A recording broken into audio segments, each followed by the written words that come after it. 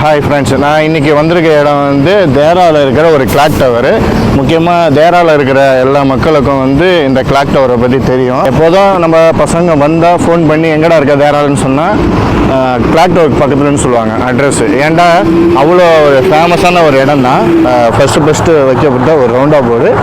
இது ரொம்ப பழமையாக வாய்ந்தது. இப்போ வந்து இதை வந்து இப்போ புதுசாக மாற்றிருக்காங்க.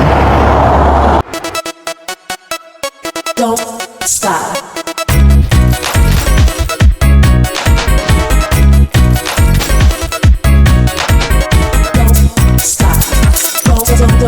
stop.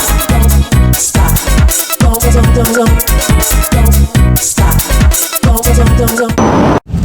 இந்த கிளாக் டவரை வச்சு இதோட 60 இயர்ஸ் ஆயிடுச்சு. 1960 கத்தாரில் இருக்கிற ஷேக் ரஷீதுக்கு ஒரு பெரிய ஒரு கடிகாரத்தை தான் பரிசு கொடுத்தாரு. அப்போதைக்கு அல் மக்தூம் பிரிட்ஜ் இருக்குல்ல, அதுக்கு பக்கத்தில் ஒரு பெரிய ரவுண்டா போர்டை கட்டிட்டு இருந்தாங்க 1963.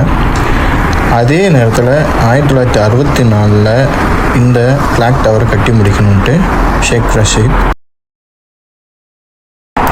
அப்புறம் 60-70 இந்த காலகட்டத்தில் துபாயில் மிகப்பெரிய கட்டிடம் எதுவும் இல்லை. ஸோ அந்த நேரத்தில் இந்த கிளாக் டவர் தூரத்துலேருந்து பார்க்கும்போது ரொம்ப பெருசாகவும் அழகாகவும் இருந்துச்சு. இது அபுதாபி போகிறதுக்கும் ஷார்ஜா போகிறதுக்கும் மிக முக்கிய ஒரு ரோடாகவே அந்த நேரத்தில் இருந்துச்சு.